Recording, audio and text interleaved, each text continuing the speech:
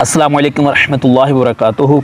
ये डॉक्टर मदीहा हैं कराची से, माशाल्लाह ये रमज़ान मुबारक में जा रही हैं उम्रे की सआदत हासिल करने के लिए। काफ़ी दिनों से ये मुख्तलिफ़ क्वेश्चंस माशाल्लाह पूछ रही हैं। सबसे पहले तो इनको मैं मुबारकबाद पेश करता हूँ उम्रे की। दूसरे नंबर पे जो क्वेश्चन ये बार बार पूछ रही थी जिसकी वजह से इन्हें परेशानी थी, वो माशाल्लाह इनका मसला हल हो गया। इन्हें रियाज़तुल जन्ना का परमिट जारी हो गया है। ये इन्होंने मुझे उसका स्क्रीनशॉट भी सेंड किया है। अल्लाह ताला आसानियाँ पैदा फरमाए जी, कबूल फरमाए। आपको बहुत बहुत मुबारक हो। आपको ना सिर्फ मक्का मुकरमा हाज़िरी का परमिट मिल गया है, ना सिर्फ आपको रोज़ा रसूल सल्लल्लाहु अलैहि वसल्लम पे हाज़िरी का परमिट मिल गया, ना सिर्फ मस्जिद नबवी में हाज़िरी की इजाज़त मिल गई, बल्कि आपको जन्नत की क्यारी में हाज़िरी का परमिट भी यही पाकिस्तान से माशाल्लाह मिल गया है। इनका क्वेश्चन जो है वो मैं आपको दिखा देता हूँ। इनका क्वेश्चन ये है कि हम दो बहनें हैं, तो हम दोनों को जो परमिट इशू हुआ है तो उसमें हमारा गेट नंबर डिफरेंट आया है। तो हमारे वालिद साहब जो है उनका गेट नंबर डिफरेंट है, तो हम कन्फ्यूज़ हैं कि पता नहीं किस गेट से हमें जन्नत की क्यारी में जाने का मौका मिले और किस गेट से अगर हम दाखिल होते तो हमें ना मिले।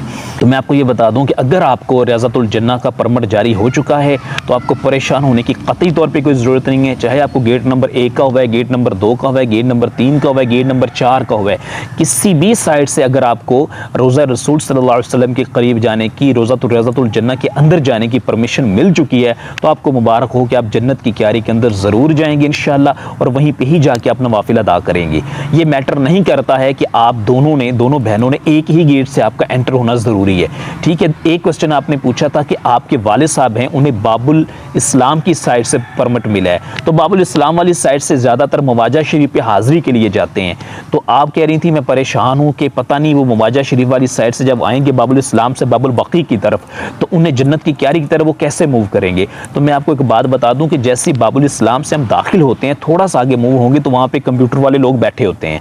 ठीक है। यहाँ से ही आप लेफ्ट साइड पे वो 1 by 1 सबको भेज रहे होते हैं और जन्नत की क्यारी में इंशाल्लाह जाएंगे।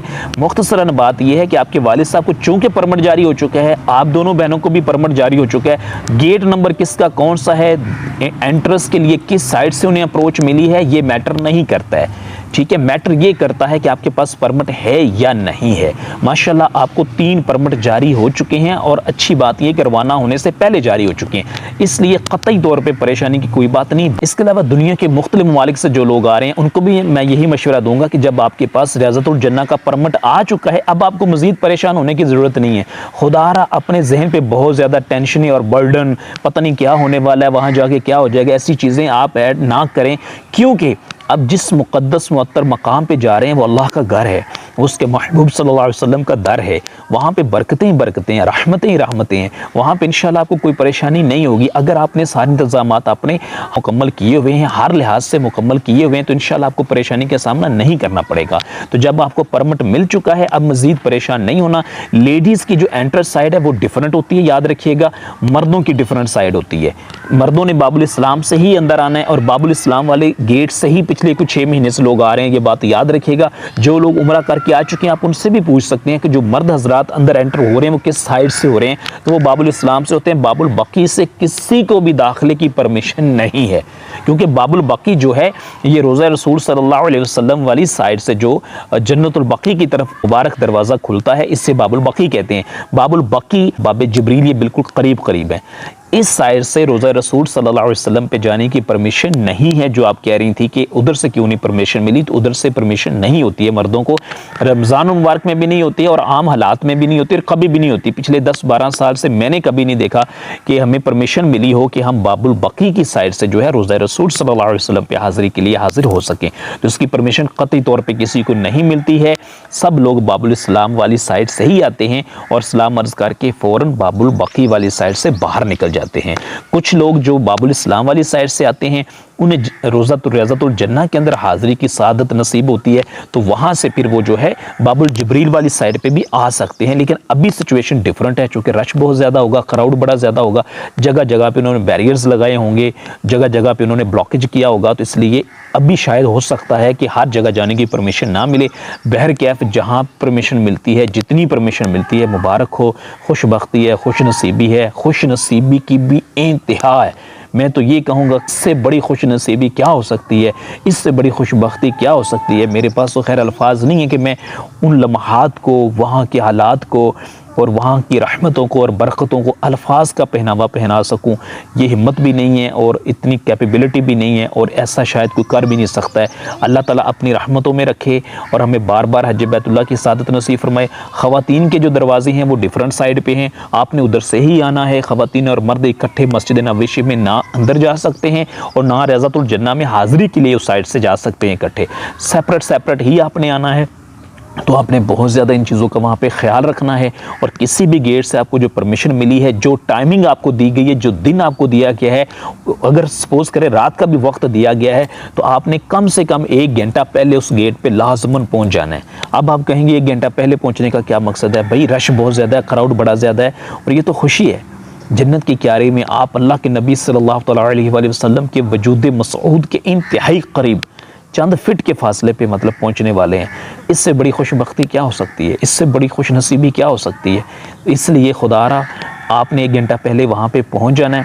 वहाँ पे आपने बैठ के दुरूशी पढ़ते रहना है, तसव्वुर करते रहना है कि आप कहाँ पेश हो रही हैं, किन की बारगाह में जा रही हैं। अल्लाह के आखिरी नबी सल्लल्लाहु अलैहि वसल्लम के उस वजूद मसऊद के करीब जा रही हैं। मतलब अल्फाज नहीं कि यहाँ पे बंदा कुछ बोल सके कि मदीना मुनव्वरा जाने की हसरत मुसलमान के दिल में सारी ज़िंदगी ये पनपती रहती है, बंदा तड़पता रहता है। और आपको अल्लाह के नबी सल्लल्लाहु अलैहि वसल्लम के वजूद मसऊद के उनकी बारगाह में इतनी क़ुर्बत में जाने का मौका मिल रहा है। अल्लाह अकबर। यहाँ तो जो है ना वो अल्फाज नहीं कि बंदा उस सिचुएशन को बयान कर सके। इसलिए आपने 1 घंटा पहले चला जाना है।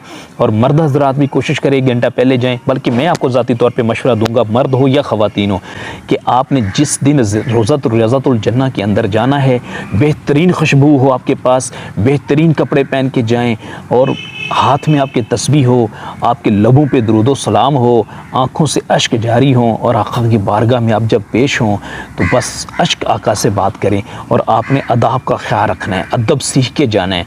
इस मकाम पे कुरान पाक की आयत मुबारक वहाँ लिखी हुई है, वहाँ परमिशन नहीं है कि आप ऊँची आवाज़ में बात भी कर सकें, खामोशी से जाना है। और उनकी बारगाह में जब करीब आपने पहुँचना है, कुछ बोलना नहीं है, बस उनके रोज़े की तरफ देखना है, दुरूद सलाम पेश करना है, और बार बार अल्लाह से दुआ करनी है, अल्लाह हम सब को इस मुक़द्दस मकाम पे जाने की सादत नसीब फरमा। ये जन्नत की क्यारी में आप पहुँच गए हैं, आप उस मकाम पे पहुँच गए जहाँ पे अल्लाह के नबी सल्लल्लाहु अलैहि वसल्लम ने नमाज़ें अदा फरमाई, जहाँ पे उनकी सांसों की महक मौजूद है। अल्लाह ताला सबको नसीब फरमाए। बहरहाल यहाँ के अदब का अपने बहुत ज़्यादा ख्याल रखना है, यहाँ के आदाब को सीख के जाना है, पढ़ के जाना है। जब रज़ातुल जन्ना के अंदर जा रही होंगी ख़वातीन, तो ख़वातीन का एकदम से रश होता है, भागना नहीं है। आपने सर झुका के, नज़रें झुका के बड़े अदब से जाना है। ऐसे मर्दों ने भी ख्याल करना है। बस वहाँ पे आपने किसी से लड़ाई झगड़ा नहीं करना, कोई धक्का दे आपने उससे भी लड़ाई नहीं करनी। जन्नत की क्यारी में पहुँचना है, जहाँ पे भी आपको जगह मिल जाए आपने वहीं पे बैठ जाना है। बड़े खुशबख्त हैं, बड़े खुश नसीब हैं, यहाँ पे पहुँचना ही बड़ी खुशबख्ती है। और आपको अल्लाह ने नवाफिल की सादत दे दी है, इससे बड़ी खुशबख्ती नहीं कोई हो सकती। तो आपने यहीं बैठ के अल्लाह से ढेरों दुआएं करनी है, दुनिया और आखिरत की मांगनी है, रहमतें बरकतें, और उनकी जाली मुबारक की तरफ लाजमी देखना है। उनके रोज़े की तरफ लाजमी देखिएगा, उस सब्ज़ जाली मुबारक की तरफ देखिएगा जिनके अंदर वो तशरीफ़ फरमा है। जन्नत की क्यारी में आप बैठे हुए हैं, हमें भी दुआ में याद कीजिएगा, अल्लाह हमें भी वहाँ पे बुलाए, हमें भी वहाँ सजदों की तौफ़ीक़ अता फ़रमाए, उस मस्जिद मुबारक में, उस जन्नत की क्यारी में जहाँ सब लोग आके नवाफिल अदा करते हैं। बहरहाल अल्फाज नहीं है वो सिचुएशन बयान की जा सके, उस मकाम की बरकतें, रहमतें और उनको बयान किया जा सके, ऐसी नहीं है अल्फाज। अल्लाह ताला खैर फरमाए, अल्लाह ताला कबूल फरमाए।